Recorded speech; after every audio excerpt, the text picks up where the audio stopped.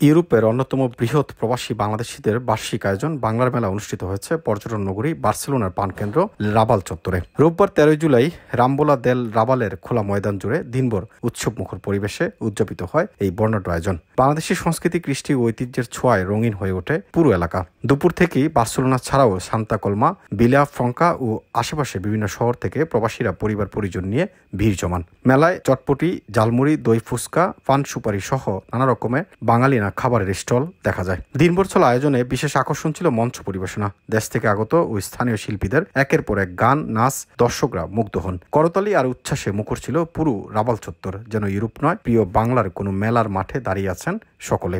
আমি পর্তুগালের লিসবন থেকে এখন এসেছি বার্সেলোনার যে বাংলা মেলা, বাংলার যে সংস্কৃতি, এখানে চমৎকার আয়োজন। এক পাশে হচ্ছে বাংলাদেশি মেলা, বাংলাদেশিদের যে মেলা আয়োজন, আরেক পাশে হচ্ছে লাইভ কনসার্ট। আপনারা জানেন এখানে বাংলাদেশ থেকে বাংলাদেশের কিছু শিল্পী আসছে। আমি খুবই মুগ্ধ এবং আমি চাই ইউরোপের প্রত্যেকটা দেশের জন্য এই ধরনের বাংলা মেলা এবং বাংলা সংস্কৃতি যেন ছড়িয়ে পড়ে। Y con el país de Bangladesh, por supuesto, porque mi padre fue, antes que Ramón Pedro, fue el cónsul de Bangladesh. Quizá las personas mayores de aquí lo deben recordar.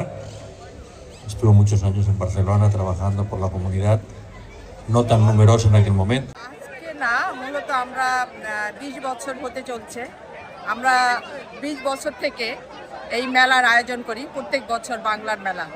আমাদের যে বাংলা কৃষ্টি কালচার, সেটা আমরা বাচ্চাদের কাছে পৌঁছে দিতে চাই, কারণ ওরা প্রবাসে বেড়ে ওঠে, ওরা বুঝতে পারে না আসলে আমাদের কালচারটা কি। আমাদের আজকে মনে হচ্ছে এক টুকরা বাংলাদেশের অনুভূতি আমরা মনে করছি, অনুভূতি পাচ্ছি আমরা। একদিকে বাঙালি খাওয়া দাওয়া, একদিকে বাংলা গান, একদিকে ভাবিরা সবাই রঙে বেরঙে শাড়ি পরে এসছে। আসলেই একটা অপূর্ব দৃশ্য। বার্সেলোনায় প্রায় 40,000-এর বেশি বাংলাদেশি এখানে বসবাস। আমরা প্রতি বছরই অ্যাসোসিয়েশন কুলতুরাল এ হুমানিটেরিয়া de বাংলাদেশ কাতালুনিয়ার সৌজন্যে এই মেলা আয়োজন করে থাকি। এবার বাংলা মেলা আমাদের আরও সুন্দর হয়েছে এবং সুন্দর পরিবেশে এবং ভালো ভালো শিল্পীরা আসছে এবং আমাদের পারফরমেন্সে আমাদের বাচ্চারাও দিনে দিন আরও ভালো করতেছে। সবসময় চাই এরকম বড় বড় আনন্দ যেন আমরা সবসময় বছরে একদিন পাই। আমরা অনেক বাঙালি আসছে এখানে, আমাদের কাছে অনেক ভালো লাগছে।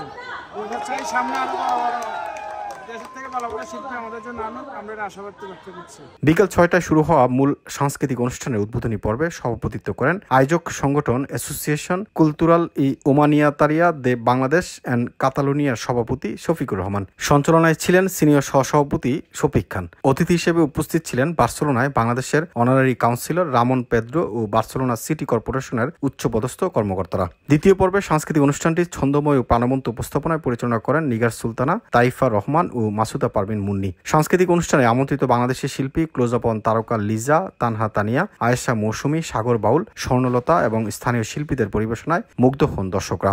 আসরে স্থানীয় ব্র্যান্ড রকা বাংলার পরিবেশনায় আরো জমিয়ে তোলে অনুষ্ঠান। আয়োজনের শেষভাগে সহসভাপতি মোহাম্মদ কামরুল, সাধারণ সম্পাদক ফয়সাল মোল্লা, সাংগঠনিক সম্পাদক জাফর হুসাইন এবং সাংস্কৃতিক সম্পাদক রাজু গাজী অতিথি ও দর্শনার্থীদের প্রতি কৃতজ্ঞতা প্রকাশ করেন।